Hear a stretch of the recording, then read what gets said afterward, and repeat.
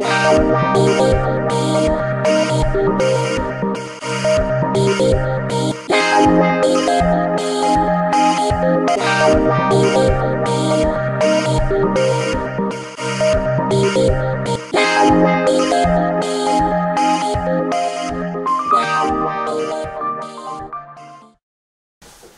Bamama, Bandeko, mesdames, mesdemoiselles, messieurs, merci de nous accueillir une fois de plus chez vous. Avant toute chose, au nom de RDC Horizon 2023, toute l'équipe technique, des experts et moi-même, nous vous présentons nos vœux de santé pour cette nouvelle année 2023. Comme promis, nous avions annoncé que nous allons vous accompagner jusqu'aux élections de 2023. Nous voici maintenant en 2023, nous sommes le dimanche 8 janvier. Nous allons aujourd'hui faire une rétrospective de ce qui s'est passé en 2022 en retenant simplement les points saillants. Et puis dans la deuxième partie de notre émission, nous allons faire les perspectives de ce qui est prévu pour cette année 2023. Mais avant toute chose, comme à l'accoutumée, je voudrais demander à chacun des panélistes ici de nous présenter quelques points d'actualité de ces 2 dernières semaines. Pasteur Bobo, bonjour et bonne année. Bonjour Patrick Yogo, bonjour chers confrères. Bonjour. Voilà, on va commencer tout de suite par vos 2 points d'actualité. Je passerai ensuite la parole à nos 2 autres participants. Quels sont les points qui ont retenu votre attention sur ces 2 dernières semaines de l'année 2022? 2022, ça nous a beaucoup plus marqué. Je dirais 2 choses. La première chose, c'est beaucoup plus,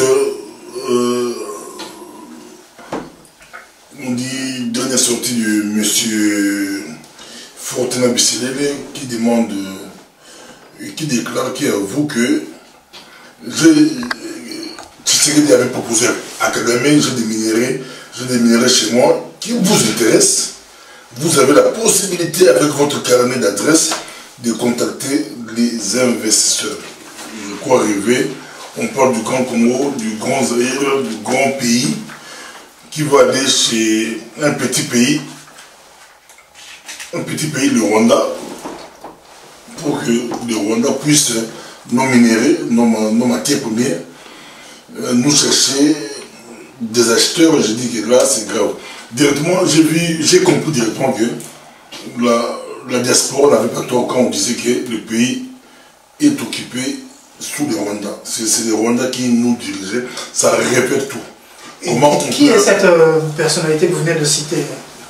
Non, Fortuna Bisselele, qui est conseiller du président, qui répète ça. Mais je crois, conseiller privé, c'est ça? Conseiller, non, il est l'un des conseillers du président. En fonction? Ça, oui, mais ça cache quelque chose. Ce n'est pas que Tshisekedi est devenu fou. Non, il n'est pas fou. Il n'est pas fou. Il est président, il vient, il prend le pouvoir, il trouve le pays entre les mains du Rwanda. Il veut peut-être à sa façon faire sortir le pays entre les mains du Rwanda. Il croit bien faire pour poser, bon, faisons un deal. Parce que le Rwanda avait déjà des Congo, le Rwanda avait déjà les minéraux du Congo. Mais on lui propose comme russe, on dit, comme ça, officiellement, moi je vous proposerai, nous, on gère nos minéraux, mais toi tu es comme notre courtier. Courtier, exactement, ouais. Kagame le regarde des mauvais œufs, il dit, mais c'est... Ça vous a vraiment choqué? Ça m'a choqué, mais ça nous a révélé que ça vaut la peine qu'on puisse le savoir. Ça peut être le début de la délivrance du Congo. Comme on sait ces choses, c'est le début de la délivrance. Deuxième problème, c'est beaucoup plus par rapport à la diaspora. Un événement qui a marqué la diaspora, que moi j'ai beaucoup plus commenté, que je commente chaque soir, et que des milliers de personnes me suivent. Racontez-nous, ça a été très intéressant. Des milliers de personnes me suivent chaque soir. C'est par rapport des réveillons, les réveillons qui se sont passés au pays ici. Chaque 31, moi j'ai été depuis il y a longtemps, nous à l'époque on fêtait Noël. Mais arrivé à l'Europe, je trouve qu'ils ont fêté la bonne année du 31. Et quand vous dites fêter, c'est-à-dire dans les églises et tout ça, voilà. Dans les églises, oui. Avant, c'est Noël. Maintenant, c'est à la mode au Congo, partout dans le monde. Et ça s'est passé quelque chose. Moi, au niveau du micro du pasteur Obo, j'avais lancé au Duvar. Il fallait vérifier, comme on dit, comme du monde, il fallait vérifier. Et tout le monde pouvait vérifier, parce que tout le monde va faire réveillon. Vérifier le nombre de vues sur Internet. Et on a vérifié partout, que ce soit au Congo, on a vérifié partout les grandes églises du Congo, même pas les églises, même les fêtes, les concerts, tout, on a tout vérifié. Tout confondu. Tout confondu. Mais un jeune, bon, on l'appelle papa pasteur, mais les jeunes, papa Bameko, Charles Bameko, qui est à Paris, Bourse TV, qui a fait plus de 15 000 en direct. Donc de la nuit du 31 décembre au 1er janvier. Du 31, et l'événement. Les autres, tout le monde a fait 5 000, 2 000, 200, 100, 50, 10, même les grandes chaînes de télévision ont fait des 100 vues, et lui faisait 15 000. Ça m'a dit que qu'est-ce que les Congolais aiment, qu'est-ce que les Congolais, que cherchent les Congolais. On est une année des élections, mais le peuple est aussi ailleurs. Le peuple est ailleurs, donc on peut réfléchir. J'avais demandé à tous les pasteurs de réfléchir, mais je demande aussi aux politiciens de réfléchir. Le peuple. Et où vous êtes où avec vos propositions, avec vos on risque de... Merci, Pasteur Bobo, pour ces deux points très intéressants. Monsieur Cornelis Nandou, bonne année de nouveau à vous. Merci, bonne année. Je vous cède tout de suite la parole sur au plus deux points qui vous ont marqué ces 2 dernières semaines. Oui, merci beaucoup. D'habitude, je n'ai qu'un seul point, mais cette fois-ci... Au plus 2 points. Grâce à vous, j'en ai 2. Mais écoutez, le premier point est relatif à la rentrée scolaire à l'école primaire et secondaire. Et après les petites vacances ici de Noël, les amis, les tout petits vont rentrer demain. Ils vont reprendre l'école. Et ce qui est intéressant, c'est que en janvier, la rentrée scolaire est effective à travers le pays. Et c'est une première quand même depuis une dizaine d'années où en janvier, il y a toujours eu des grèves, de réclamations, et ainsi de suite. Mais cette fois-ci, la rentrée est effective. Et l'intersyndicale de l'enseignement primaire et secondaire est passé devant la presse pour dire qu'elle était effectivement, elle était effective, la rentrée, mais simplement en faisant ressortir un ultimatum qui dit que les enseignants n'ont toujours pas reçu la prime de la gratuité. Donc c'est quand même un problème, il y a une grève suspendue. Et c'était le premier point. Donc c'est un point positif quelque part. Nous commençons à rentrer de la nouvelle année sans problème. Effectivement, oui. C'est un point positif parce que là, le pouvoir a tout le temps pour voir venir. Au moins, les classes vont s'ouvrir et peut-être que le gouvernement va réfléchir rapidement pour la prime dont parle l'intersyndicale des enseignants. Alors le deuxième point est relatif à la rétrospective 2022, exactement sur le décès du roi Pelé et du souverain pontife. 2 icônes mondialement reconnues. Le roi Pelé est d'ailleurs le meilleur footballeur de tous les temps. Mais ce qui est intéressant, c'est que les 2 icônes qui venaient de décéder ici fin décembre, sont issus de milieux modestes. Le roi Pelé vient d'une famille très pauvre, et d'ailleurs lui-même m'a dit que parfois il allait à l'école sans avoir mangé, mais de la pauvreté au niveau où il est arrivé, c'est quand même un point très positif. Et le souverain pontife qui est mort à Rome, le pape Benoît XVI, vient également d'un père gendarme. Pape émérite. Pape émérite. Qui n'était plus en fonction. Effectivement. Il vient d'une famille d'agriculteurs, donc de région agricole, la Basse-Bavière. Son père était gendarme, mais d'un milieu assez modeste quand même. Mais ce qu'il faut retenir, c'est que nous sommes en 2023, donc après 2022, avec le vœu de bonheur, de réussite, ainsi de suite. Et ce qui m'a interpellé, c'est que je crois dans ces vœux de bonheur et de prospérité que nous avons tous lancés. Il faut privilégier les personnes les plus vulnérables qui ont également droit à ce bonheur-là. Merci. Nous vous remercions. Effectivement, nous avons une pensée toute particulière à ceux qui n'ont pas pu célébrer pour quelconque raison et la nativité et le réveillon de Nouvel An. Nos pensées sont avec eux. Monsieur Amba, mes vœux de santé pour cette année nouvelle, quels sont les 2 points qui nous ont retenus? Merci. Je voudrais d'abord revenir sur le premier point abordé par Pasteur Bobo, le cas de Bissegé et Fortuné. Donc le conseil privé du président de la République de mais je voudrais voir ça sur le plan de principe. Depuis que l'AFDL est arrivé au pouvoir, ils nous ont amené des habitudes de comportement, je dirais, paranormaux. Ouf, oui. Qu'est-ce à dire? Normalement, un membre d'un cabinet politique, fût-il même directeur de cabinet du chef de l'État, n'assume aucune responsabilité politique. Par conséquent, il ne peut pas se présenter devant les médias pour émettre un point de vue sur le fonctionnement de l'État, des institutions. C'est Laurent Désiré Kabila qui a inauguré cela avec Yero Diandombasi et avec Albert Mukendi qui fut aussi son directeur de cabinet. Mais normalement, un membre du cabinet ne peut pas le faire. Même Sakumbi Nongo, conseiller en communication, faisait des déclarations. Donc c'est une très mauvaise habitude que nous avons prise et on voit les résultats. Et le problème, c'est une question de responsabilité. Absolument. Vous ne pouvez apparaître que quand vous assumez des responsabilités politiques. Ça, c'est un point. Deuxième observation que je fais toujours à Pasteur Popo, et c'est l'erreur que beaucoup de Congolais font toujours, on a tendance à dire le petit pays Rwanda. De par sa superficie, probablement. Oui, mais c'est une erreur que nous commettons.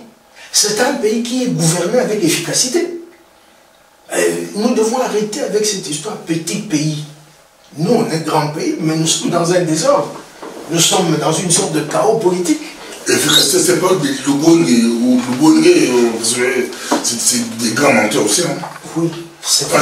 Quand j'ai suivi Alain Foucault qui dit que les Rwandais se faisaient passer comme si ils étaient bien organisés, bien structurés, et qu'ils présentaient les Congo comme étant des ordres. C'était aussi leur stratégie. Oui, mais objectivement, le terme petit pays, la connotation. Moi, j'étais dans un pays comme la Suisse, 41 000 km². Mais un des pays les plus riches. Vous cherchez à voir les revenus par tête d'habitant. Mais c'est dans les $20 000 ou 30. Mais un pays de 41 000 km². Mais la Suisse ne peut pas se permettre d'attaquer la France. Non. Le grand pays de la France. Non, je crois que... On va juste vous laisser achever pour qu'on n'entre pas dans un débat à ce sujet. Ça reste... il avait le droit de réponse, mais voilà, je vous laisse maintenant. Je voudrais surtout aborder le cas que je trouve anormal, le cas de Joseph Kabila.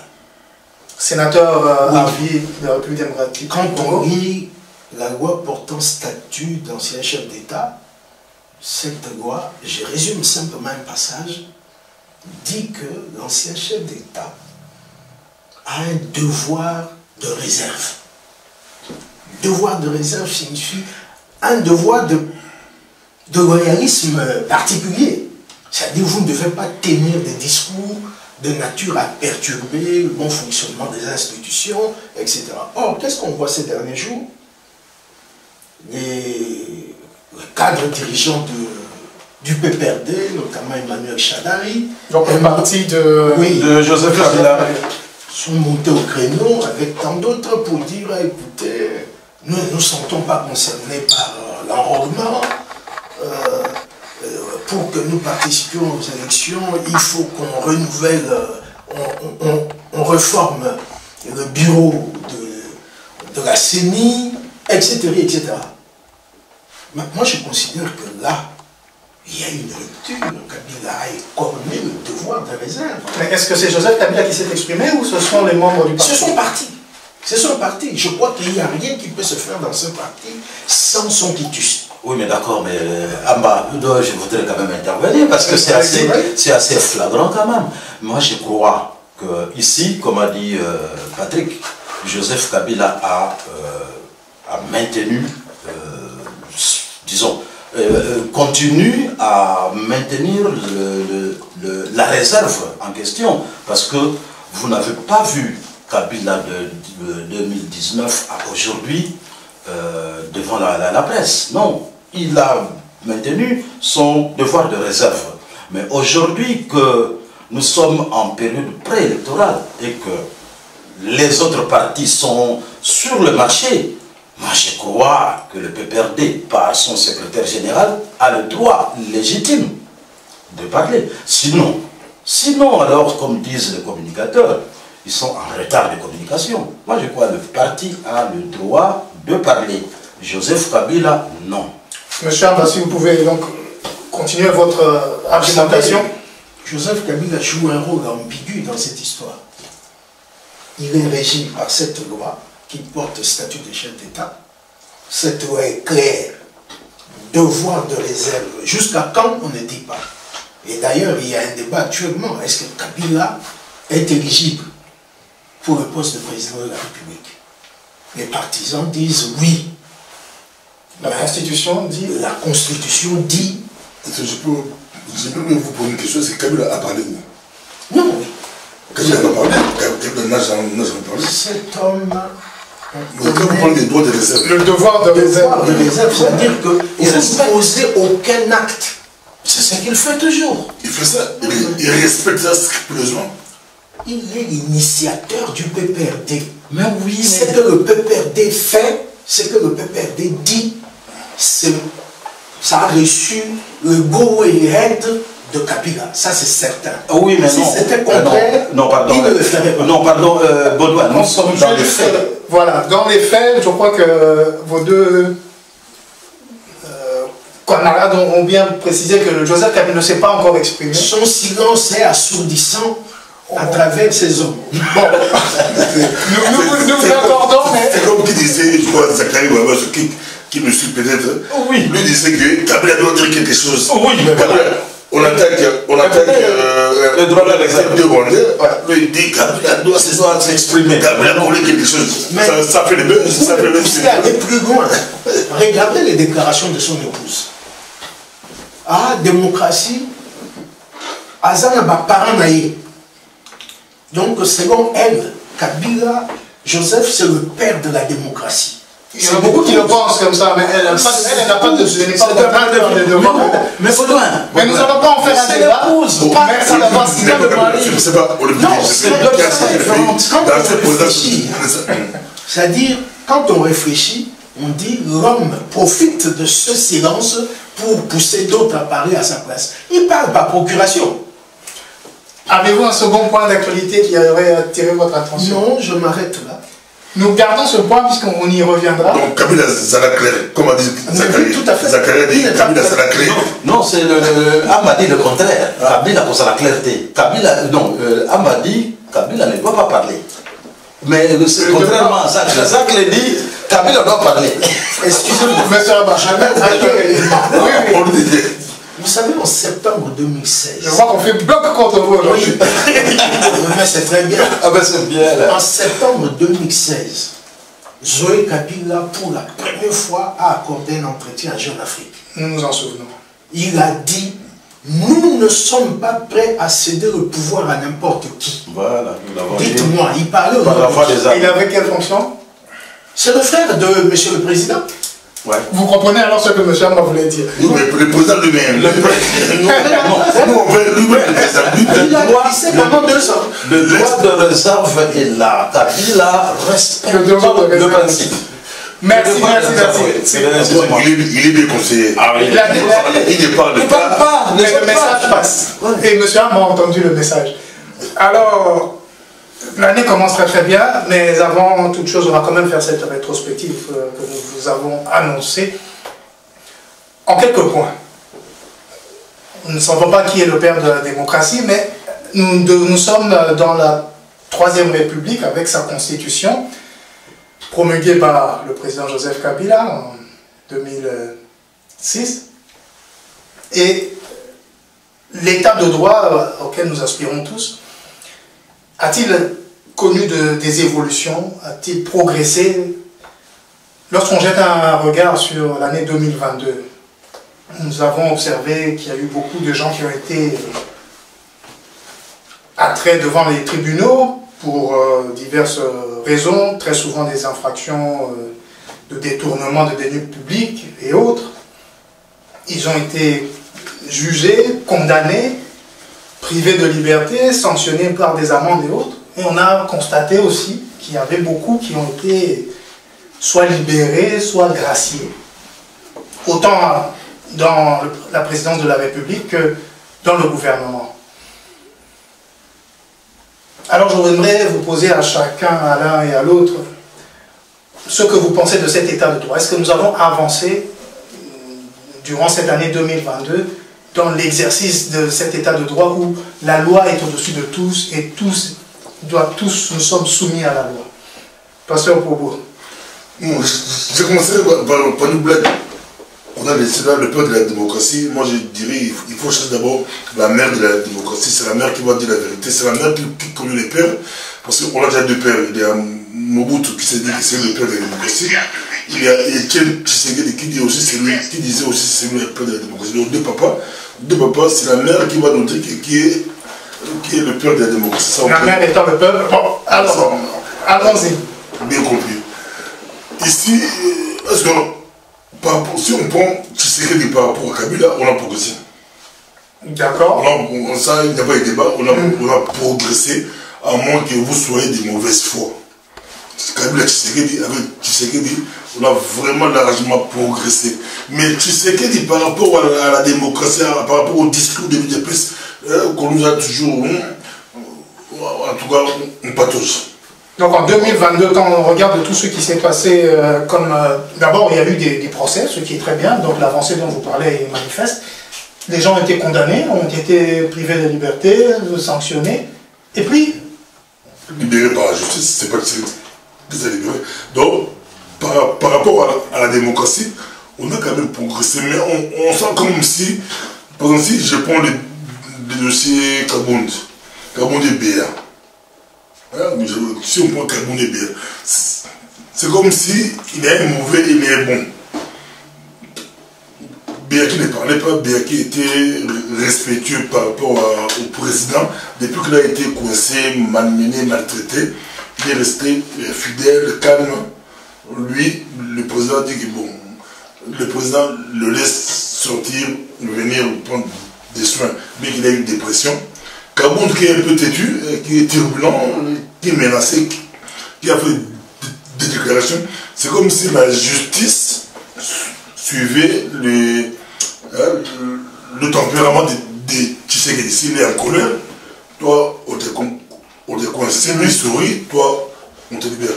Donc par rapport à la démocratie, selon moi, par rapport au discours des UDPS, les discours du 13 parlementaire là, le régime Tshisekedi a encore des efforts à faire. Mais par rapport à Kabila, en tout cas, c'est largement mieux. Monsieur Landou. Oui, Patrick. Avec toutes ces affaires, je n'ai pas cité le nom des cas, mais si vous voulez évoquer les différentes situations, ces affaires judiciaires où les gens ont bel et bien été jugés, condamnés, ils ont fait pas tous leur peine, mais puis ils ont été libérés, graciés, etc. Oui, je ferai quand même, Patrick, comme Pasteur Bobo, commencer par cette histoire de père de la démocratie. Moi, je crois qu'on doit laisser cette histoire de tralala, de père de la démocratie. Qui est le père de la démocratie? S'il faut aller le chercher, il faut aller autour des années 60. Là, on trouvera le père de la démocratie. Parce que la démocratie en RDC ne commence ni avec Kabila fils, ni avec le Kabila père, ni avec le Kabila fils, ni avec Fachi. La démocratie chez nous commence en 1959. Et s'il faut continuer, on a encore 61 les élections. Donc, il ne faut pas laisser tomber cette histoire de petits enfants, le père de la démocratie, c'est... Non, le père de la démocratie, il faut aller le chercher autour des années 60, quand la démocratie avait commencé dans notre pays. Ce n'était qu'une parenthèse. Merci pour cette remarque. Ouais. Alors, en ce qui concerne l'état des droits, moi je crois, comme a dit Pasteur Bobo, et comme dira sûrement Baudouin, qu'il y a eu beaucoup de progrès. Mais il ne faut pas oublier que l'état de droit, c'est l'état de droit.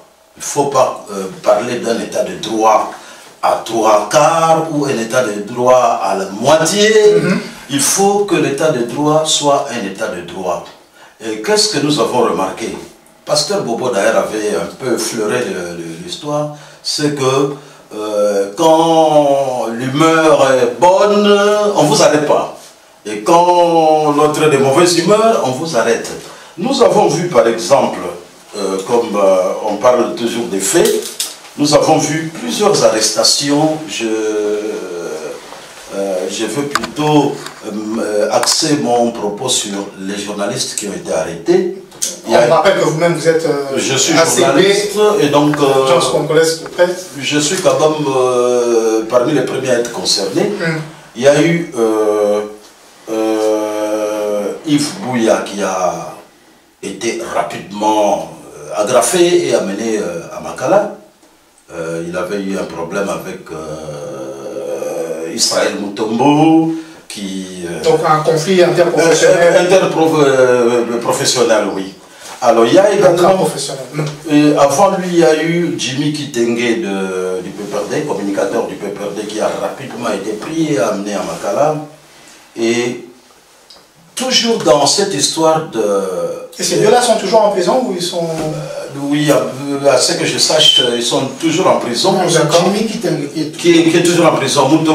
L'autre là, Yves Bouya est sorti. Merci pour la précision. Oui, mais alors, pas plus tard qu'hier ou avant-hier, il y a eu un problème entre Peter Tiani, un autre journaliste, et Lambert Mende. Donc Peter Tiani est passé sur une émission qui a détruit pratiquement Mende, en donnant beaucoup d'éléments sur Mende qui parle du moboutisme, qui est avec Tshisekedi père, et puis qui fait la rébellion avec le RCD Goma. RCD Goma, dont Peter Tiani dit qu'il est responsable de la mort de beaucoup de Congolais. Et le problème, c'est que la mère Mende voudrait porter plainte. Et donc, c'est ça. Mais, alors, je rentre un peu sur l'histoire de... L'état des droits, c'est ça. Il a déjà saisi le CESA. Conseil supérieur de l'audiovisuel. Alors. De la communication. Que ça vous non, Lambert Mende. Contre Peter Tiani. Le président du conseil, c'est Bossembe, oui. Alors je voudrais un peu revenir sur les premières arrestations et dire que, comme j'avais dit, l'état de droit, ce n'est pas une moitié d'état de droit, c'est un état de droit, dans son entièreté. Et donc le respect des lois. En matière de liberté d'expression et de liberté de la presse, je rappelle simplement ce que j'ai dit la fois passée, c'est que la Constitution règle ces problèmes-là.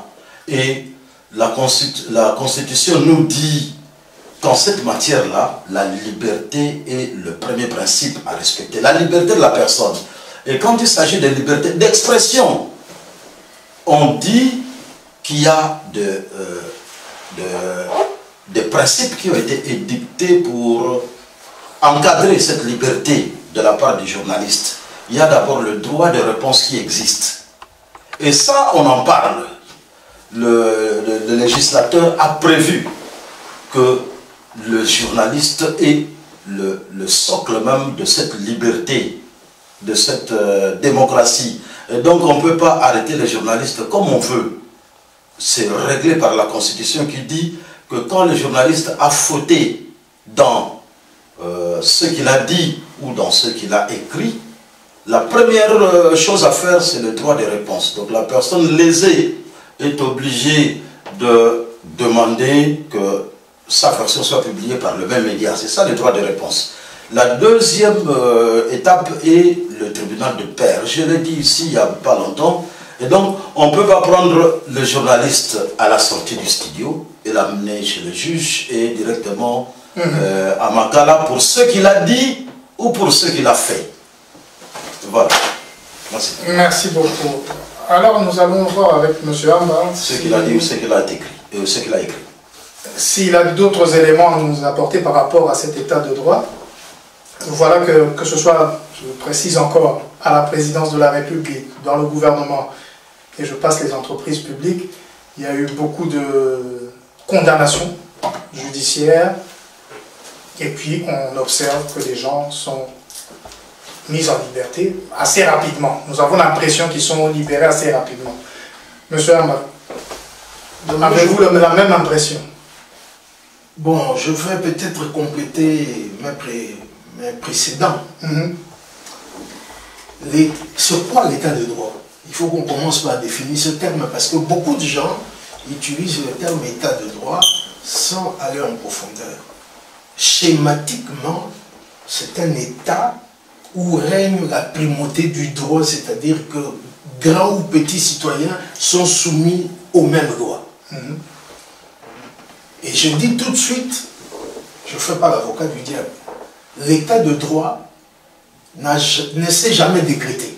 Que vous vous réveillez un matin, nous sommes un état de droit. C'est un processus. Même dans beaucoup de pays, comme ici en Belgique, quand vous lisez certains jugements, vous vous demandez, est-ce que c'est vraiment la Belgique que les juges ont pris telle décision? Donc, il y a ça. C'est un processus. Cornelis a souligné, je crois que Pasteur Bobo aussi, qu'il y a quelques avancées. Mais moi, ce que j'observe, c'est que les institutions ne sont pas devenues plus fortes que ceux qui animent ces institutions. Le cas de l'ANR, l'Agence nationale de renseignement, a toujours un rôle prépondérant. Et on dirait que l'ANR n'est pas soumise aux lois. L'ANR n'est pas soumise. Oui, l'Agence nationale de renseignement. Je prends le cas BA. La Constitution est claire, si j'ai une bonne mémoire, l'article 18, qui limite la garde à vue à 48 heures. Or, les agents de l'ANR, qu'on le veuille ou pas, ce sont des officiers de police judiciaire. C'est-à-dire qu'ils travaillent sous l'autorité du ministère public. Ils peuvent constater une infraction, réunir les preuves, arrêter l'auteur de l'infraction, et une fois que le dossier est ficelé, on remet ça au ministère public. Qu'est-ce qu'on a vu? François B a été maintenu à l'ANR pendant plus de 6 mois. Sans que lui soit notifié, quelque grief que ce soit. Je ne veux pas trahir des conversations privées ici, mais je contacte des gens à qui je dis, mais c'est quoi cette histoire? Il n'y a pas de juristes là-bas. Ah, tu sais, c'est une histoire qui concerne le chef de l'État. J'ai dit, mais enfin, c'est-à-dire que quand une affaire concerne le chef de l'État, on doit violer la loi. Ah oui, il y avait la volonté d'attenter à la vie du chef de l'État. Oui, d'accord. Mais l'ANR n'aime pas le pays plus que les autres institutions. Donc, voilà un peu le cas de François Béa. Qui est toujours... bon, il est toujours... justiciable. Prévenu en quelque sorte. Prévenu libre. Mais il est en France. Oui. Il est tenu à une série de conditionnalités. Il ne doit pas s'exprimer en public. Des devoirs de réserve. Oui. Kabound. Il a été arrêté. Depuis juste ici. Il n'est pas passé devant son juge naturel. Là, on va nous dire c'est encore une affaire politique. Donc, voilà un peu. Mais je voudrais maintenant aborder le cas de mes confrères, notamment M. Landou qui vient de prendre la défense de la presse. Il faut dire que la presse congolaise souffre d'un problème. Vous savez, la première fois qu'un prof a donné cours de déontologie devant moi, j'avais envie de me cacher. Parce que tellement je violais la déontologie sans le savoir. J'écrivais n'importe quoi. J'attaquais la vie privée des gens. j'attentais à l'honorabilité des gens. Et puis quand le prof a commencé à donner cours, j'ai dit, ah bon? Vous avez vu la lumière? J'avais honte. Et moi, je me demande, parce que la plupart des journalistes qui sont au pays sont des diplômés de l'IFACIC, l'Institut facultaire de sciences de communication et communication. Je me pose la question, si on donne le cours de déontologie, la déontologie que nous connaissons, c'est-à-dire, la recherche de la vérité comme première loi pour un journaliste. Ne pas toucher à la vie privée des gens. Et puis quand vous avez écrit quelque chose qui est faux, il faut corriger. Moi je crois qu'il y a un problème aussi au niveau de nos médias.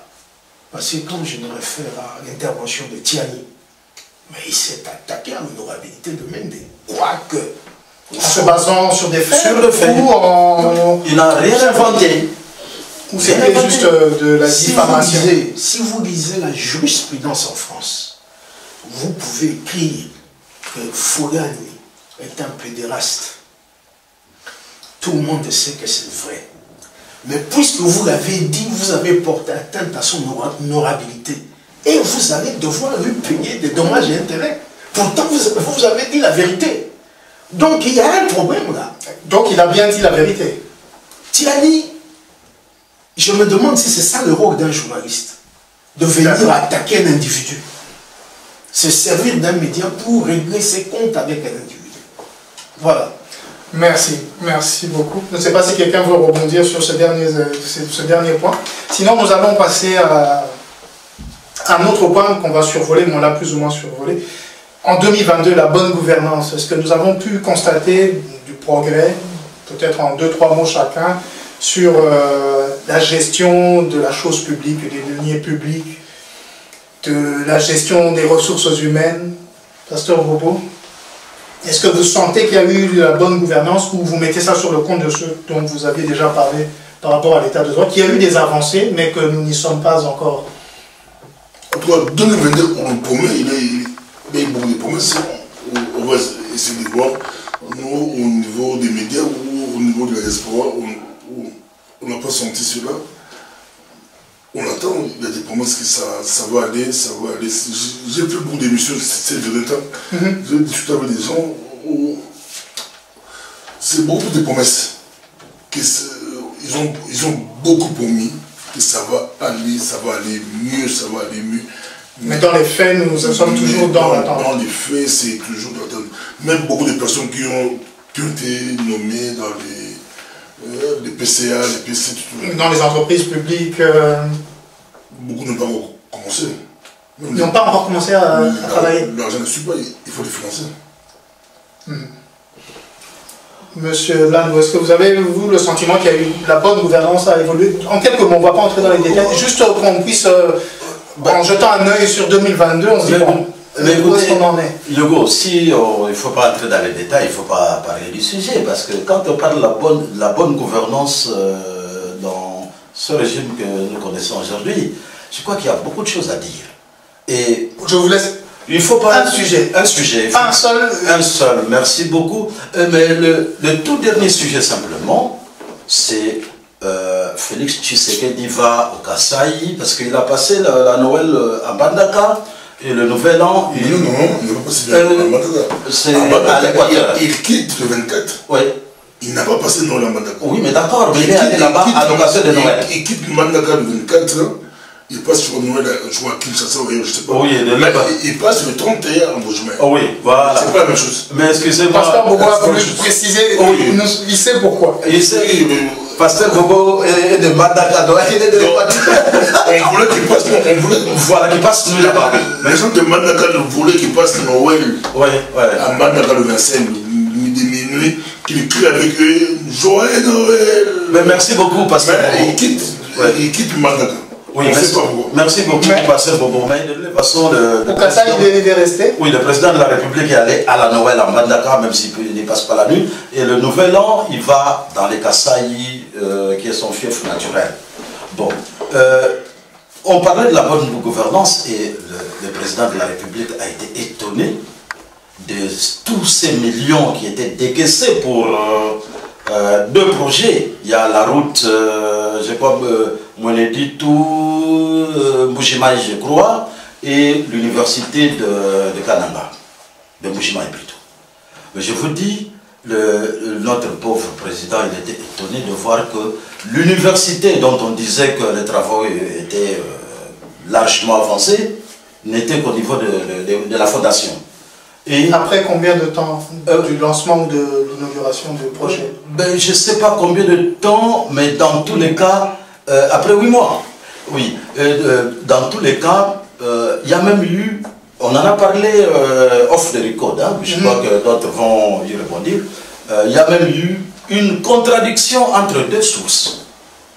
Pour l'université, l'autorité de tutelle parle de 11 millions qui étaient 17 millions que doit coûter l'université, la construction de l'université, et que l'entreprise qui est en train de construire est en train de préfinancer les travaux, le gouvernement paye après.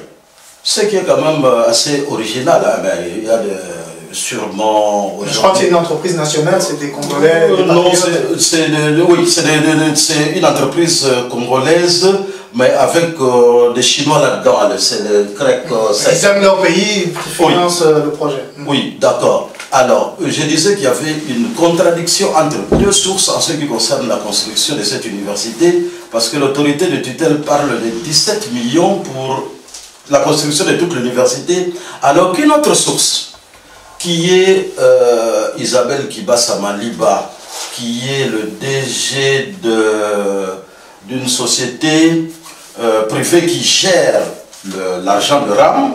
Les Congolais savent ce que c'est le RAM, c'est le registre des appareils portables. Et donc, je vais sûrement retrouver les attributions de Madame Kibasa Maliba, mais de toute façon, elle est directeur général de la société qui perçoit le RAM et qui gère le RAM. Et quel est le lien entre cette société et voilà, la société s'appelle Best Consulting. Et donc, l'argent de RAM qui est géré par Best Consulting, qui est l'entreprise de mademoiselle Madame Isabelle Kibasa Tshisekedi, la société en question gère l'argent de RAM. L'argent de RAM est récolté par les différentes sociétés de télécommunications sur oui, de téléphonie, oui, Vodacom, ainsi de suite, qui rétrocèdent à l'État via Best Consulting, géré par la dame en question. En fait, Isabelle Kibasa arrive à Mbujimaï dans le cadre de l'argent qu'aurait décaissé Best Consulting, de l'argent de RAM, pour la construction de cette université. Elle parle de 42 millions qui étaient décaissés. Alors, donc, maintenant, pour qu'on voit clair, donc il y a un projet pour la construction d'une université. Et qui est déjà en cours. Les fonds pour la construction de cette université sont tirés d'une société privée qui gère les fonds d'une société publique. Oui. Et ces fonds, donc du registre des appareils mobiles, gérés par la société privée, financent la construction de l'université. C'est bien ça le schéma. Exact. Le schéma, c'est que c'est de l'argent public géré par une société privée. Et le montant de la société privée ne correspond pas à ce que les autorités... Oui, le montant décaissé par la société privée est de 42 millions. Le ministre des tutelles, devant la presse, parle du coût général de l'université qui est de 17 millions. Alors maintenant, on m'a dit que le ministre, c'est une source crédible parce que c'est une source officielle. Attention, les fins limiers, les journalistes sont allés en dessous de table voir exactement combien doit coûter l'université. Et c'est le ministre de tutelle qui est Mouindou qui a signé le contrat avec la société qui construit. Et le contrat signé par Mouindou est de 48 millions de dollars.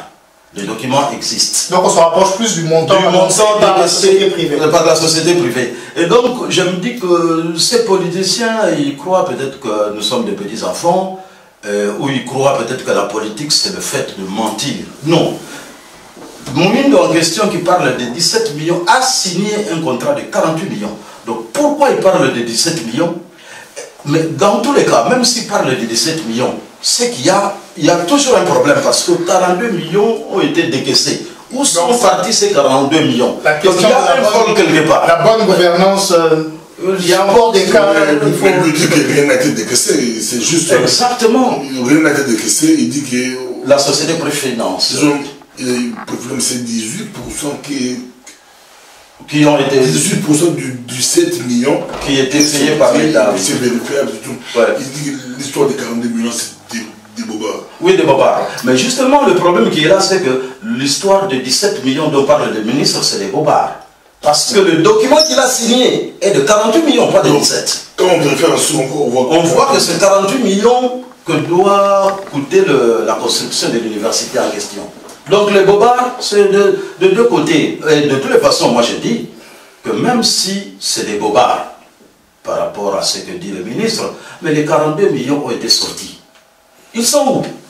C'est la question à se poser. Vous dites que l'argent n'est pas sorti. Ah mais l'autre, l'argent n'est pas sorti. Donc ce n'est pas le ministère qui décaisse les fonds, c'est bien la société privée qui a décaissé 42 millions. Et le ministre dit non, non, non. C'est 18% des travail bien, tu es vérifiable, c'est le ministre. Oui, mais Bobo, c'est ça. Mais le problème qui est là, c'est que le ministre a menti.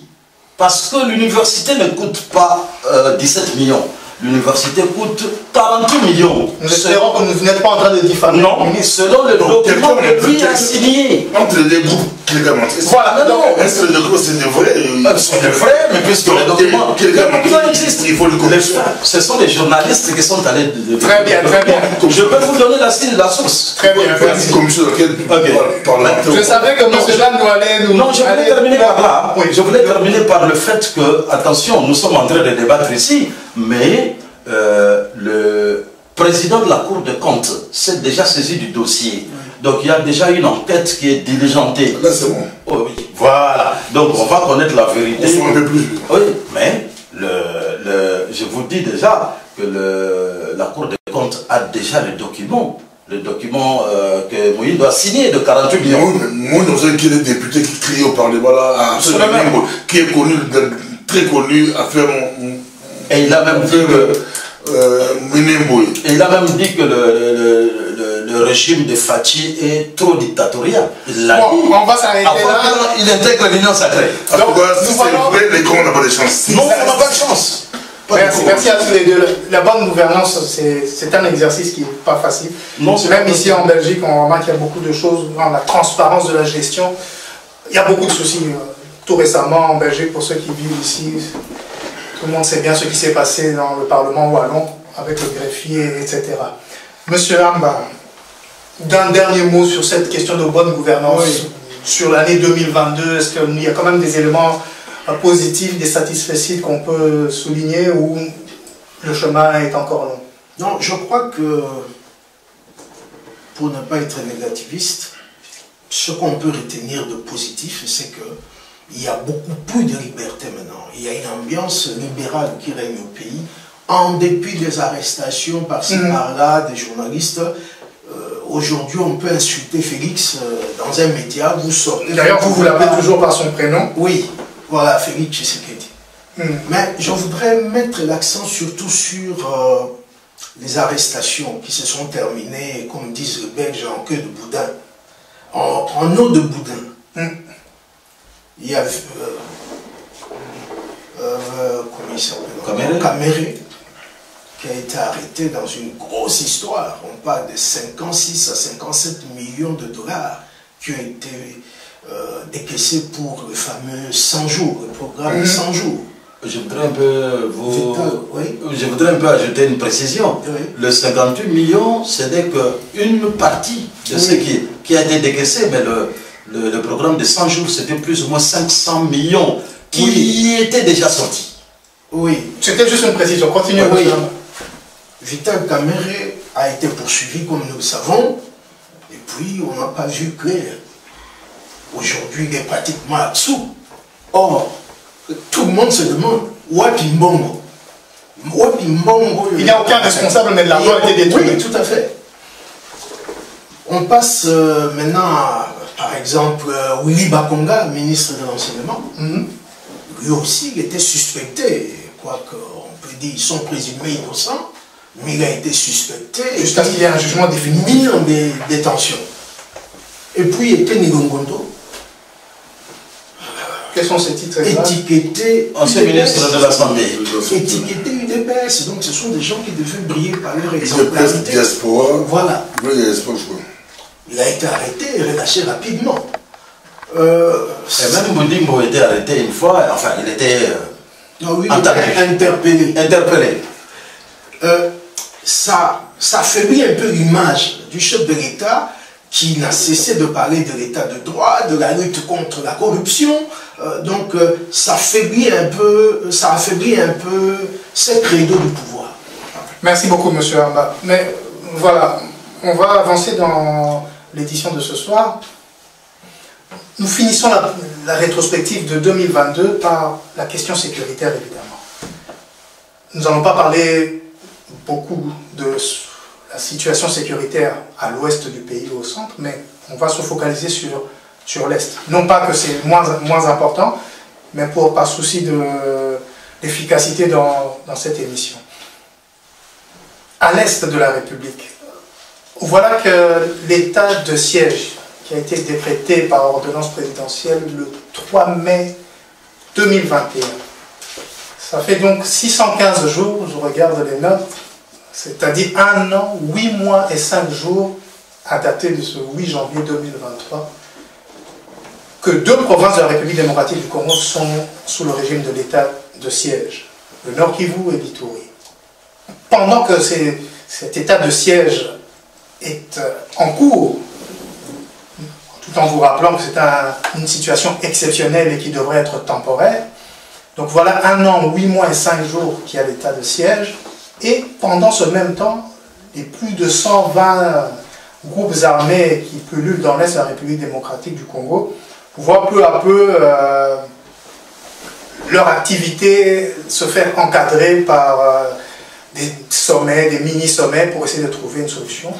Mais il y a un groupe armé, une rébellion, une mutinerie, une guérilla, appelez-la comme vous voulez, qui elle a surgi et qui, depuis le 13 juin, donc de l'année passée 2022, administre comme un État la localité de Bunagana et qui entre-temps a même étendu sa sphère d'influence sur d'autres localités. Ça fait donc 209 jours que Bunagana, qui est à la frontière entre la République démocratique du Congo et l'Ouganda, il y a même une localité de Bunagana qui se trouve aussi en Ouganda, que le M23 administre cette région.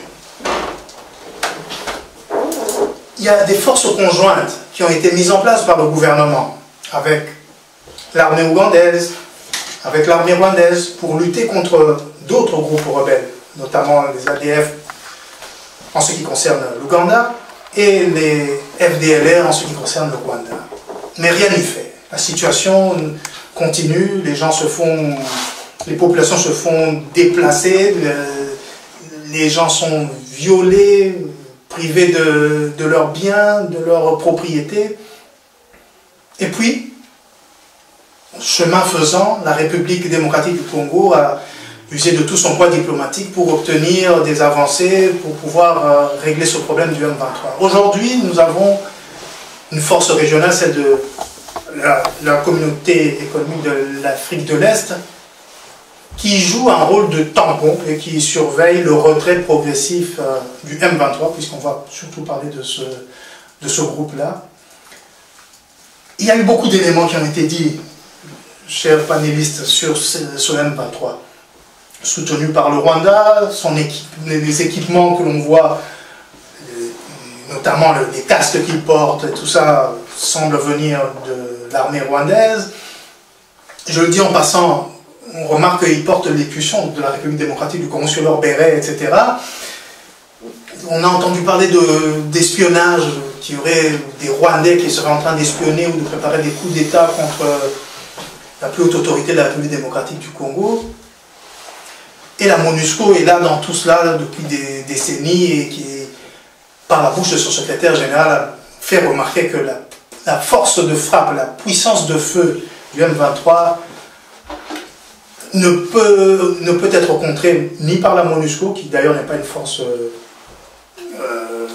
offensive, ni par les forces armées de la République démocratique du Congo, qui d'ailleurs a dû demander l'aide des pays voisins et de la région, de la communauté des États de l'Afrique de l'Est pour faire face à cette rébellion. Alors maintenant, je me tourne vers vous, Monsieur Amba. Le M23, nous sommes maintenant au mois de janvier, il y a eu des retraits, ils ont négocié avec les forces régionales, tout en n'ayant pas participé à un quelconque dialogue ou discussion pour parler. Que vous en semble? Mais aujourd'hui, on doit parler d'un statu quo. La situation est vraiment, comment dire, ça ne bouge pas dans le sens que le M23 fait mine d'abandonner, de se dessaisir d'une région ou localité pour aller renforcer ses positions ailleurs. C'est ce qui se passe actuellement. On a parlé du camp militaire de Rumangabo, mais actuellement il cherche à prendre une partie de Massissi. Donc là nous sommes plus du côté de la frontière avec le Rwanda ou du côté de la frontière avec l'Ouganda? Rumangabo c'est avec le Rwanda. Très bien. Et ils cherchent maintenant, en fait, ils veulent prendre tous les postes frontaliers. Parce qu'il y a eu Bunagana. Ils cherchent à prendre Ishacha. Et il y a un troisième, Kassini. Je ne sais pas s'ils ont déjà pris. Donc ils visent maintenant Ishacha. Ça c'est avec Ouganda. Mais ce que je voudrais souligner ici, sur le plan historique, c'est que depuis la guerre de la FDL, d'octobre 96 à mai 97, le Rwanda a pris la mauvaise habitude de considérer le Nord Kivu, le Sud Kivu, le Maniema et l'Ituri comme son espace vital. Et le Rwanda a toujours exercé son influence au propre, comme vous figurez, depuis 1997 jusqu'en 2005 et même au-delà. Et ce qui est plus grave, c'est que chaque fois que nous avons signé un accord de paix, par exemple les forces armées congolaises avec le CNDP de Rwanda, on faisait les brassages et les mixages, mais tous les militaires soi-disant rwandophones ne peuvent pas être affectés ailleurs que le Nord Kivu, Sud Kivu, Maniema, Ituri. D'ailleurs, le camp qui vient de céder était un camp de brassage et de Tout à fait. Donc, ce qui fait que ces 4 régions sont volatiles, quoi. Le Rwanda a pris de mauvaises habitudes. Et il se croit chez lui dans ces 4 régions. C'est le moins que je puisse dire jusqu'ici. Et donc, l'État, la République démocratique du Congo, n'a vraiment aucune influence, aucune présence sur toute cette partie depuis l'arrivée de l'AFDL. Nous avons quelques officiers, mais les hommes de troupes, c'est essentiellement des rwandophones. D'ailleurs, chaque fois qu'on apprend qu'un officier a fait défection, c'est toujours un rwandophone, entre guillemets. Il prend des hommes, il prend des armes, il s'enfuit. Ils sont nombreux encore. Au niveau de l'état-major général, il y a encore des officiers, appelons-les par leur nom, des Tutsis. Quand vous allez faire la guerre là-bas, ils savent. Vous vous rappelez que quand il y avait guerre en 2008-2009, plusieurs officiers de chez nous ont dit: nous prenons avantage sur les rebelles et un ordre tombe, reculer. Qui donne l'ordre? On ne sait pas. Mais on dit, nous avons écouté dans nos walkie-talkies, il faut reculer. Et l'ennemi prenait avantage maintenant sur nous. Donc il y a un vrai problème. Il faudra peut-être qu'on épure vraiment l'armée. Monsieur Landou, avez-vous quelques commentaires sur cette situation qui perdure dans l'Est de la République démocratique du Congo?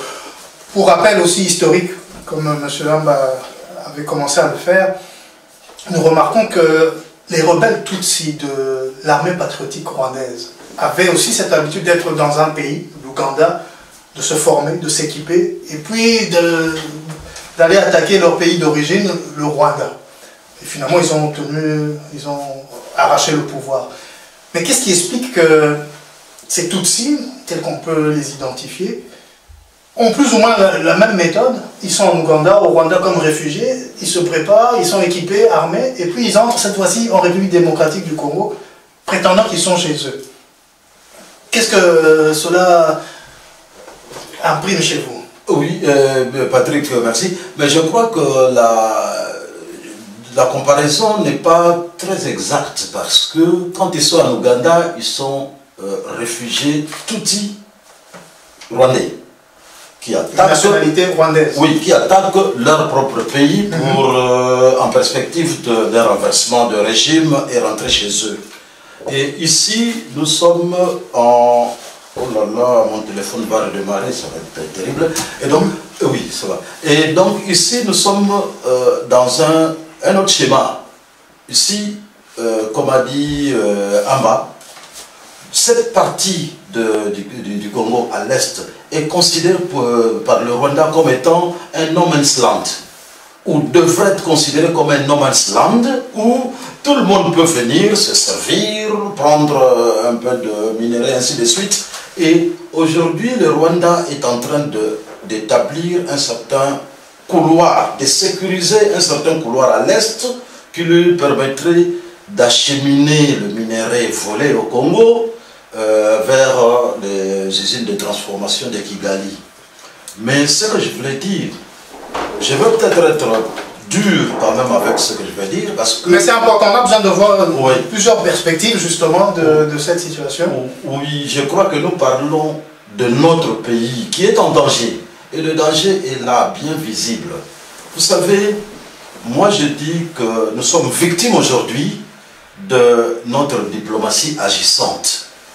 Je commence par les accords de Luanda pour dire, comme a dit Baudouin ici, que le M23 s'est désengagé de Bunagana comme ça a été signé à Luanda. Non, de Kibumba. De Kibumba, comme ça a été signé. Et de Rumangabo maintenant. Comme ça a été signé à Luanda. Donc, les accords disaient qu'il faut, le M23 est sommé de quitter les positions occupées. Et les accords s'arrêtent là. Non, les accords ne s'arrêtent pas là, excusez-moi. Les accords disent que le M23 doit se retirer des zones occupées pour aller vers leur position initiale A. Il précise la localité de position initiale du M23. Sabinho. De Sabinho. Et qui est sur quel territoire? Ils disent, dans l'accord, c'est écrit noir sur blanc, Sabinho, du côté de la RDC. C'est écrit noir sur blanc dans le document, dans le rapport que nos autorités ou notre autorité a signé. Et donc, aujourd'hui, quand vous avez vu, comme tout le monde, les images circulent, les forces régionales qui embrassent nos amis du M23, le M23 qui dit, écoutez, force régionale, on vous laisse la partie là, mais si nous apprenons que le FRDC arrive ici, nous revenons. Donc il s'est créé une zone tampon, c'est ça que vous voulez dire? Effectivement, dans les faits, il s'est créé une zone tampon. Et donc les accords disent que le M23 laisse tomber les positions occupées pour aller ailleurs. Mais c'est ce que le M23 a fait. En respect des accords signés, ils laissent tomber l'histoire là, ils vont ailleurs, mais ils font plus. Eux, ils gagnent du temps, nous en perdons. Eux, ils sont en train de prendre d'autres localités, ils sont en train de s'étendre, toujours en accord, du texte signé à Luanda. Ils ne marchent pas sur les accords ne leur interdisent pas de prendre des positions. Moi, je crois, et j'avais commencé par là, je vais terminer par là, que nous sommes victimes de notre diplomatie agissante. Aujourd'hui, notre diplomatie fait que les Nations Unies ont levé l'histoire de notification d'armes. Aujourd'hui, nous pouvons acheter des armes, beaucoup d'armes, mais que nous ne pouvons pas utiliser. Nous pouvons acheter des tonnes et des tonnes d'armes, mais qui vont rester dans les stocks. Parce que nous ne pouvons pas aller attaquer les M23. C'est en désaccord avec l'accord que nous avons signé. Nous ne pouvons pas aller attaquer parce que, pire, il y a nos alliés des forces régionales qui sont là. Nous pouvons les blesser. Donc nous ne pouvons pas attaquer. Nous pouvons acheter toutes les armes que nous voulons. Mais la diplomatie que nous avons engagée dit qu'on ne peut pas les utiliser. En d'autres termes, la République démocratique du Congo dépense des caisses de l'argent pour s'acheter des armes, pour financer les forces régionales qui sont là, mais pour rien. Moi, je crois qu'on ne devait peut-être se concerter, dire, écoutez, nous sommes attaqués, qu'est-ce que nous faisons? Au lieu d'aller rapidement chercher les forces régionales, rapidement aller à Luanda, où nous sommes floués. Mais c'est peut-être simplement parce que nous n'avons pas des forces armées dignes de ce nom. Ça, c'est ce que Kinshasa dit, moi je ne le crois pas. Monsieur Amba, et puis je vais passer la parole au pasteur Bobo tout de suite. Un petit bémol quand Cornelis dit que nous ne pouvons pas attaquer. Non. La souveraineté d'un État suppose sa capacité à exercer sa compétence exclusive sur son territoire.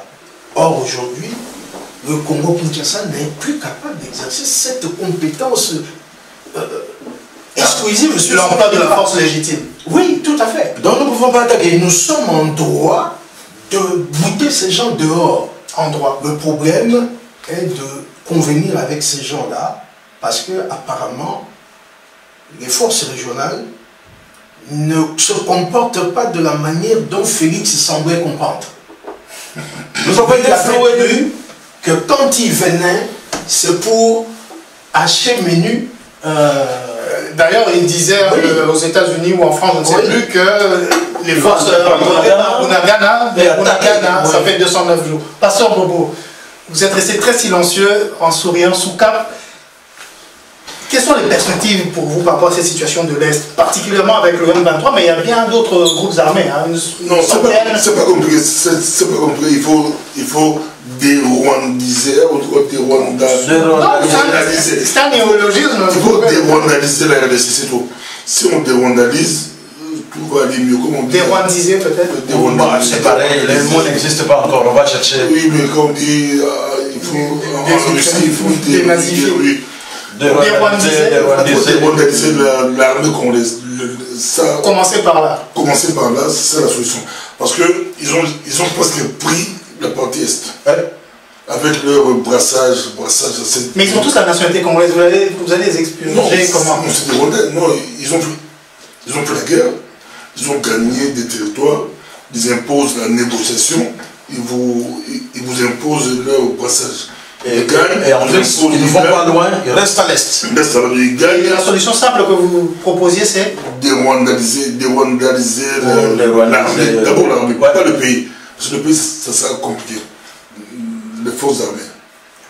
Comme ça, s'ils veulent être congolais, oui, on dit oui, mais ils peuvent être commerçants, rester au pays, faire autre chose, mais pas dans l'armée. Comme ça, c'est l'armée congolaise qui va sécuriser la région. Avec une armée forte qui sécurise la région, on n'aura pas de problème. Quand on prend l'histoire que Cornelis disait, moi, je le connais un peu. Leur stratégie, hein, ils vous laissent des territoires, comme on dit, ils prennent d'autres. Mais pourquoi ils prennent d'autres? C'est toujours dans l'accord.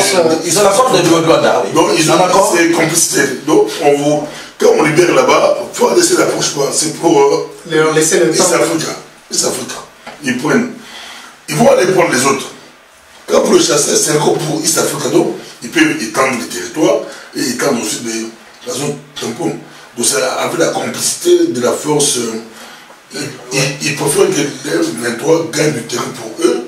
Comme ça, ils viendront son tampon. Or, Tshisekedi, comme a dit, il croyait que les 23 va arriver, la force va arriver, ils vont entrer ils vont attaquer, mais ils avaient oublié que c'est un combat de Tutsi Power, donc les Tutsis de l'Ouganda, les Tutsis du Rwanda, les Tutsis du Kenya, les Tutsis du Soudan. Donc, si nous on prend Kagame, on se trompe de. Le problème c'est les Tutsis Power, où ils veulent prendre l'Est du Congo. J'ai écouté, je crois, j'ai commencé à Alain Foucault. Alain Foucault, oui. A fait quelque chose de très bon. Il a fait un très bon reportage sur le Congo. Oui, je l'ai suivi aussi.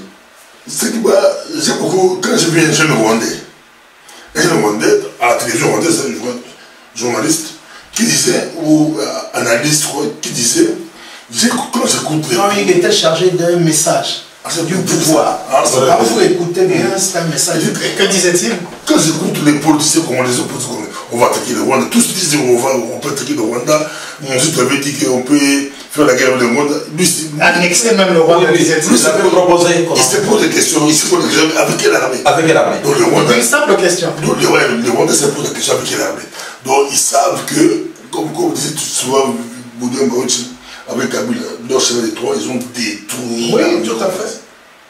Non, le problème c'est profond. Ils connaissent nos capacités. Donc le problème c'est qu'ils ont déjà détruit l'armée. Donc Tshisekedi a pris une armée d'un cadavre. Je crois comme il prend confiance, il faut qu'il puisse aller jusqu'au bout, mais avec l'union sacrée. Quand je vois l'union sacrée, pas leur union. Pas l'union sacrée politique, l'union parlement. l'union sacrée, non. L'union sacrée de tous les Congolais de partout, autour de Tshisekedi, ils peuvent discuter, trouver une stratégie, comment en finir avec ces histoires. Et un pays fort, un Congo fort, c'est le Congo fort qui va sécuriser tous les minorités, là-dedans, il y a beaucoup de minorités, que ce soit autour, Tutsi, Pygmée, un Congo fort. Merci beaucoup, Pasteur Bobo. J'apprécie vraiment votre analyse et tous les points de vue qui ont été évoqués ici. Nous sommes en 2023, donc cette année électorale qui commence. Est-ce que cette année électorale ne va pas ralentir justement ce processus de dérwandisation, de dérwandalisation des forces armées? Nous allons voir. Mais dans tous les cas, l'année électorale a commencé. La Commission électorale nationale indépendante, par la bouche de son président, avait déjà proclamé ou rendu public le calendrier électoral. Les enrôlements ont commencé dans la première ère opérationnelle, celle qui concerne 10 provinces de l'ouest de la République, dont la capitale Kinshasa. Date de début 24 décembre 2022, date de fin 24 janvier 2023 pour cette première ère opérationnelle, soit 30 jours pour enrôler 10 provinces, en tout cas les électeurs sur 10 provinces. Nous ne sommes pas encore à la fin. Je ne sais pas si les uns et les autres, vous avez eu l'occasion de prendre contact avec la CENI pour avoir des informations, pour savoir quel est l'état d'avancement de cet enrôlement. Monsieur Amba, je commencerai peut-être par vous. Bon, je vais commencer par ce qui ne va pas. Au niveau de la commune de Ngaliema, on déplore des lenteurs pour se faire enrôler. Ça, c'est un.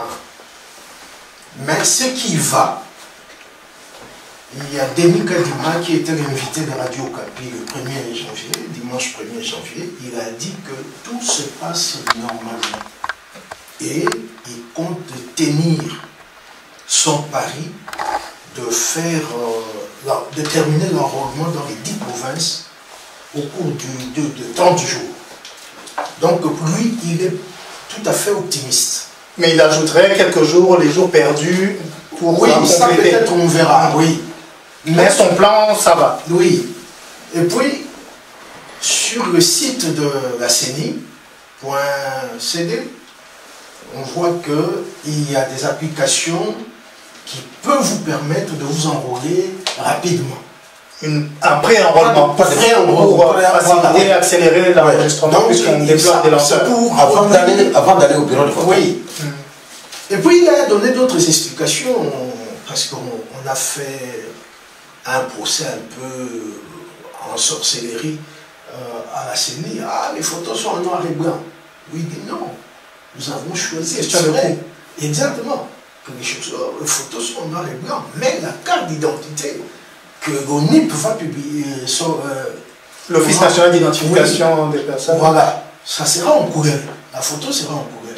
Mais les photos de la carte d'électeur, c'est en noir et blanc pour réduire le coût, comme vous avez dit.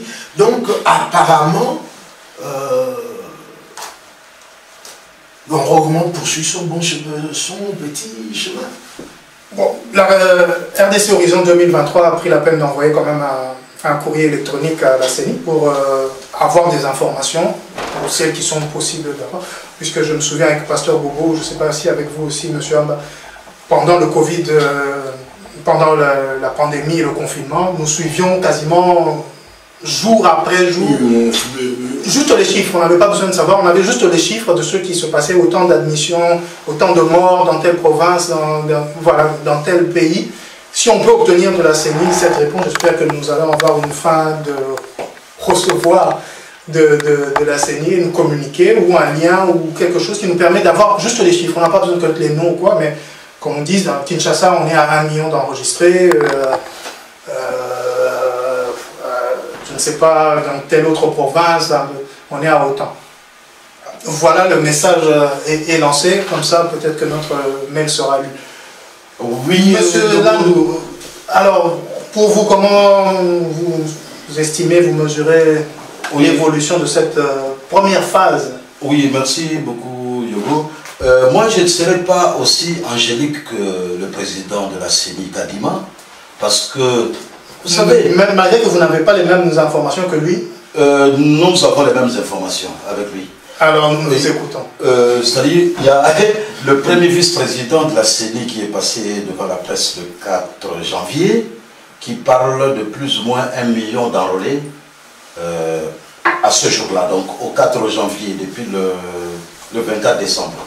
1 million d'enrôlés pour l'ensemble des territoires de l'ère opérationnelle, 10 provinces de l'ouest de la République. 1 million d'enrôlés. Il faut savoir que d'après les sources, nous sommes 95 millions d'habitants, il y a d'autres sources qui parlent de 105 millions d'habitants. Non, il faut monter les inscrits. Justement, et même les adultes, c'est-à-dire c'est à partir de 48 millions plus ou moins d'inscrits. C'est ça. 48 millions, oui.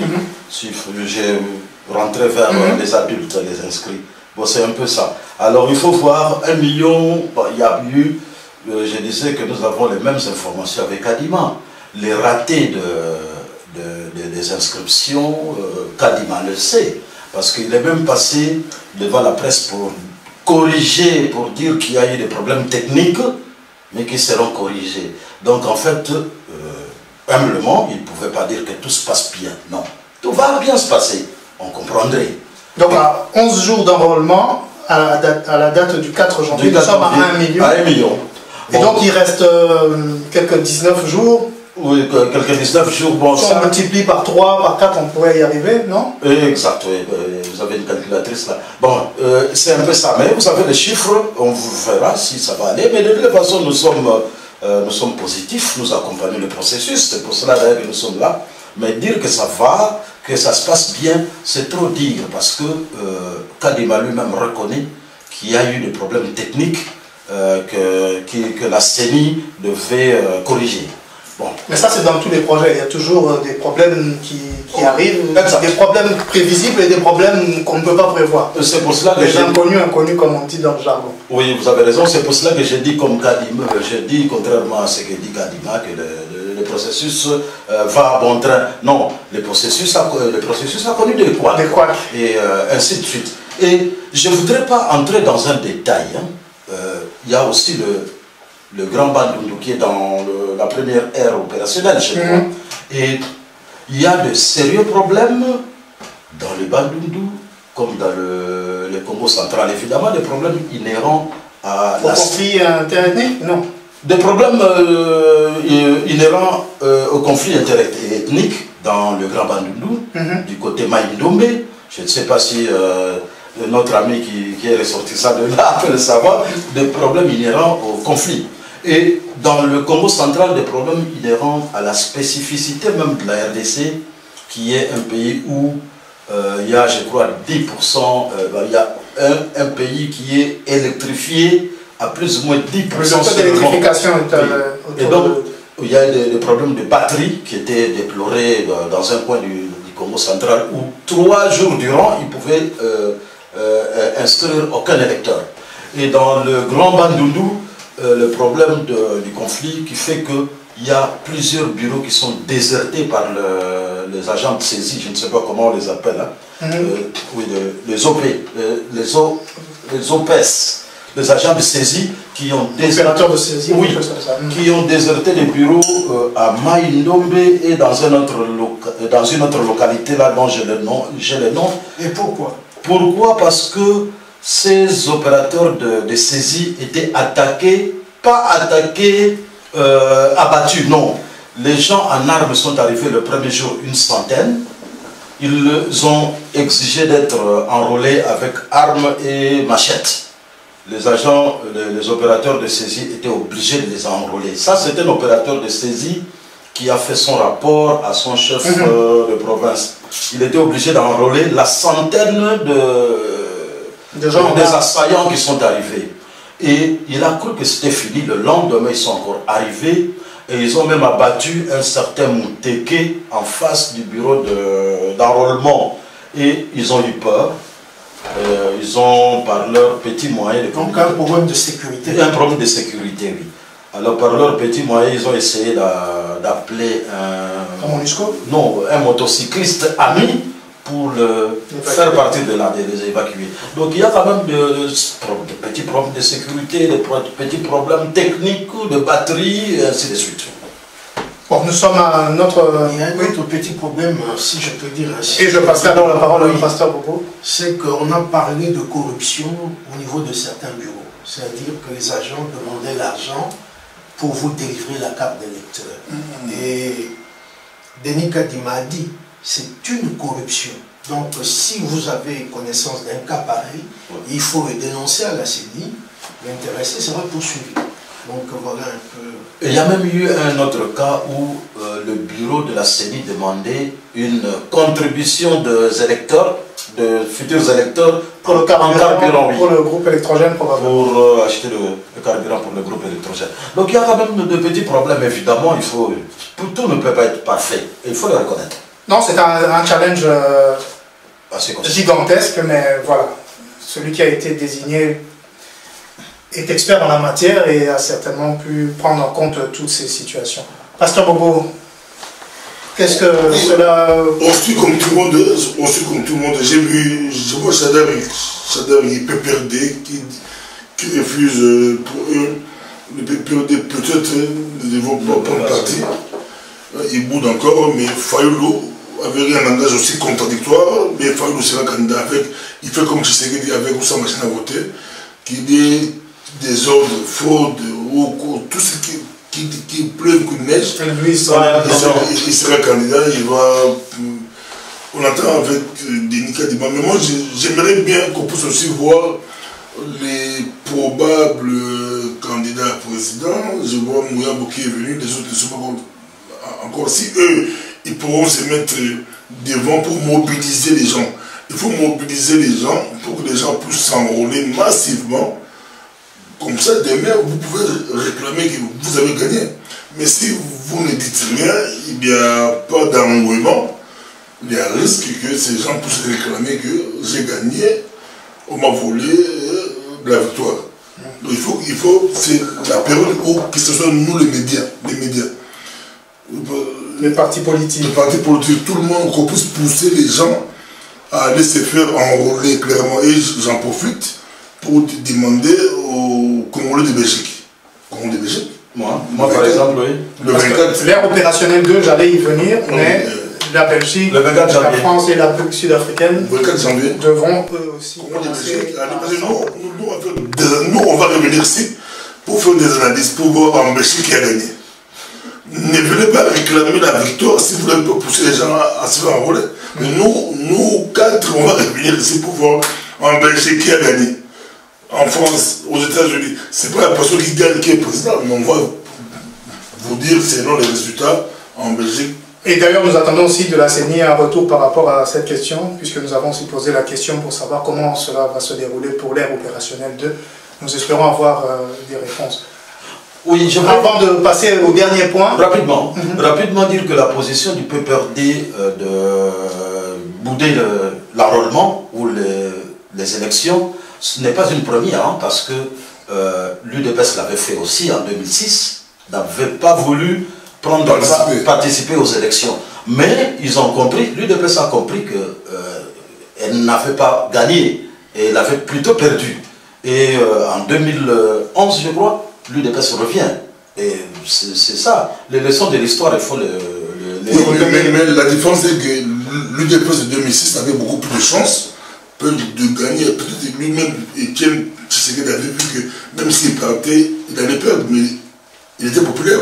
Mais la politique l'achète vite.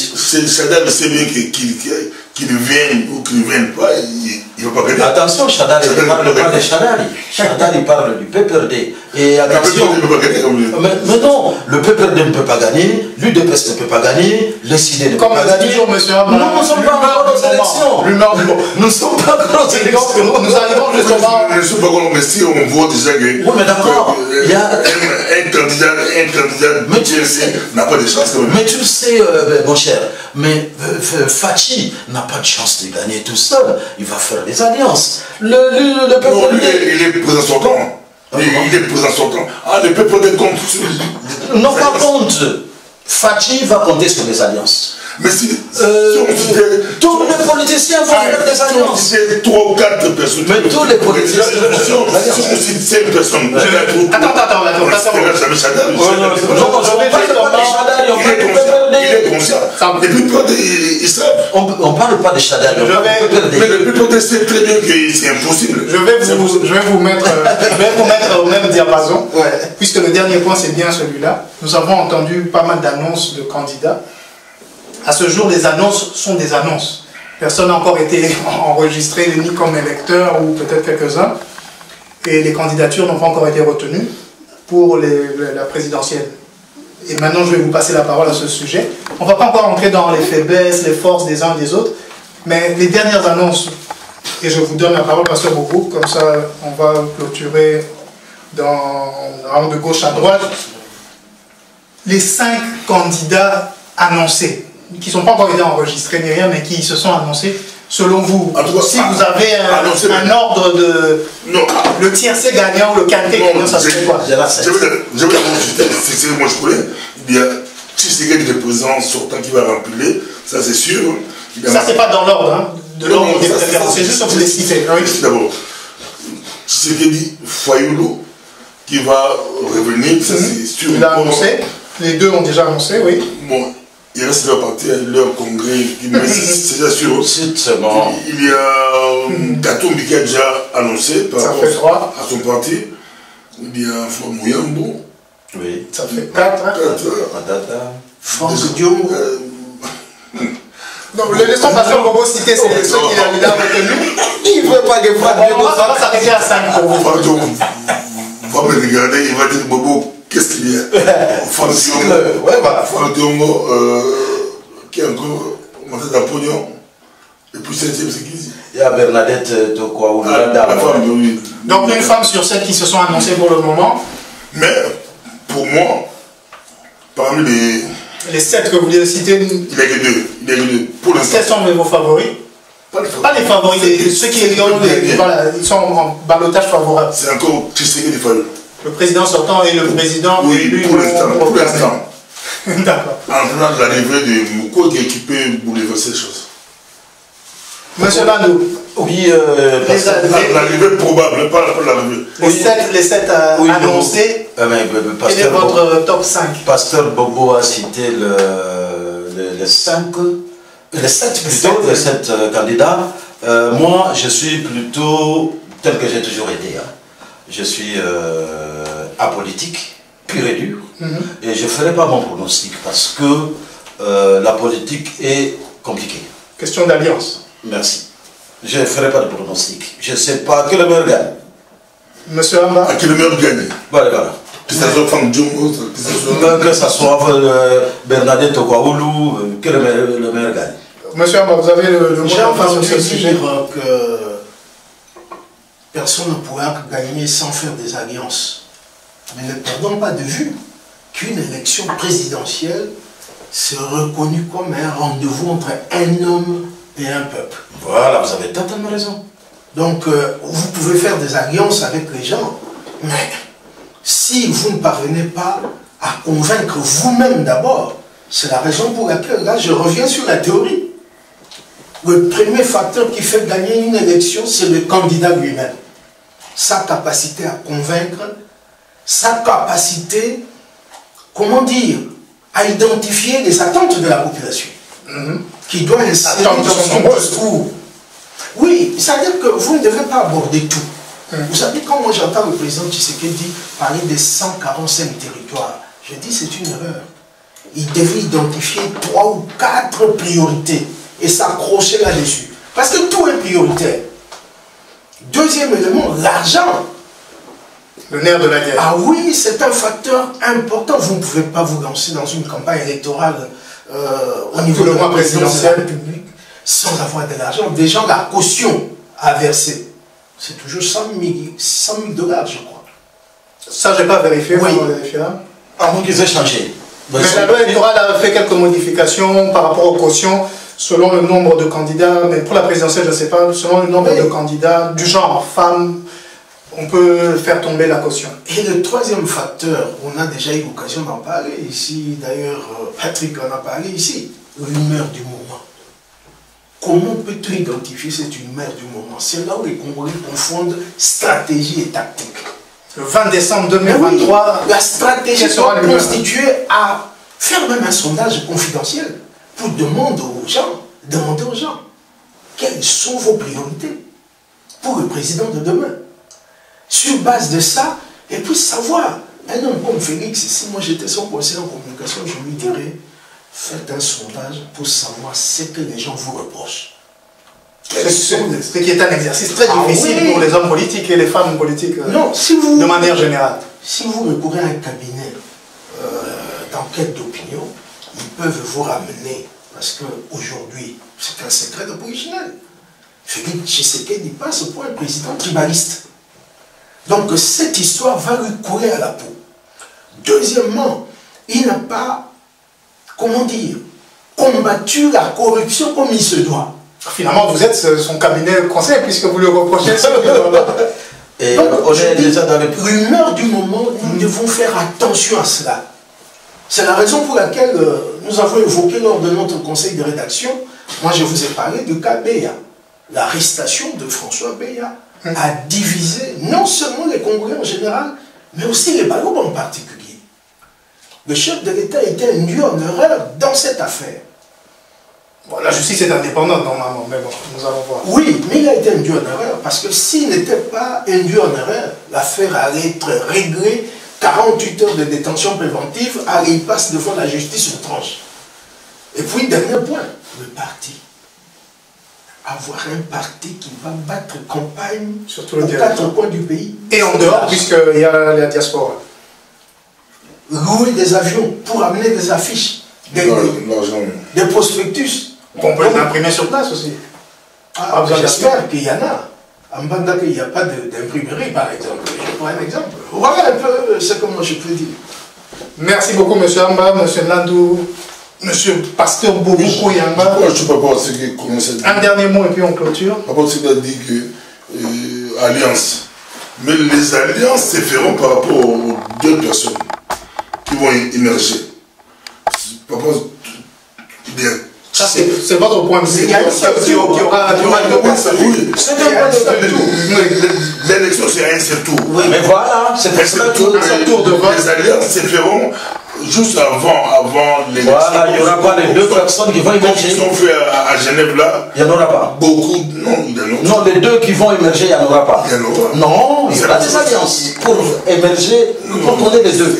Les soirs à Bobo finissent, sinon on va entrer dans un autre. À Genève, ils ont fait de l'amour avant. Oui, justement, c'est ce que je suis en train de dire. Donc, le point de vue de Pasteur Bobo, ici aussi, ça il est en train de détruire son propre non, ça va se faire avant.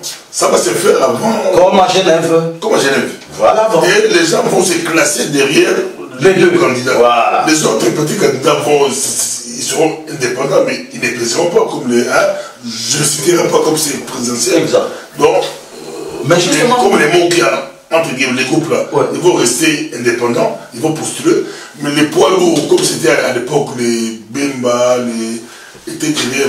Finissez votre des groupes. Mais dans ces deux groupes-là, on a déjà, Tshisekedi, c'est sûr, il est déjà là. Président sortant. Donc un groupe qui vont se ranger derrière lui automatiquement. Alliance, mais le deuxième là, on ne sait pas encore.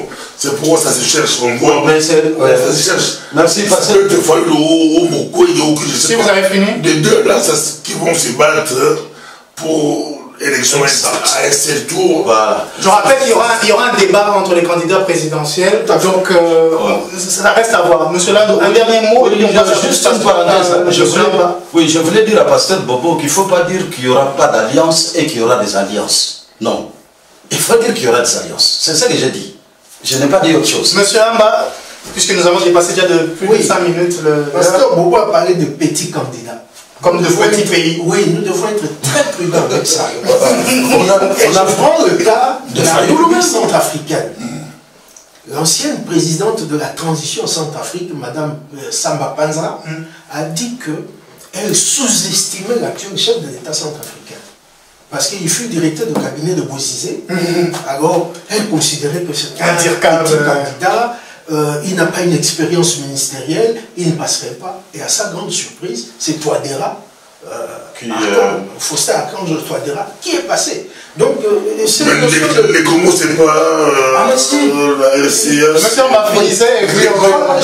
Les Congo, c'est autre chose. Non, mais c'est. Attention. Les Congo, c'est autre chose. Merci. Profond, parce que même déjà chez nous au Congo, l'émergence de Fayoulou. Moi, je vois mal. Attention. Je vois mal Gabriel Mo qui a devenu président. Oui, d'accord. On ne va pas entrer dans un autre débat. Je vous reprends tous les deux la parole. Les Congo, c'est autre chose. Je vous reprends tous les deux la parole. Nous vous remercions de nous avoir suivis en cette première édition de RDC Horizon 2023. Nous vous présentons encore au nom de toute l'équipe, surtout de l'équipe technique que vous ne voyez pas, mais qui est toujours là pour nous et pour vous surtout nos voeux de santé.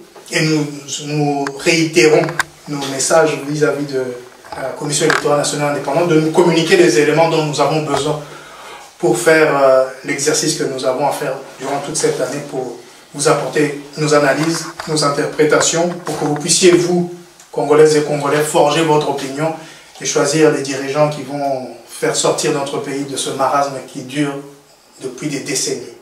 Merci encore, pêchez-vous et une heureuse année 2023.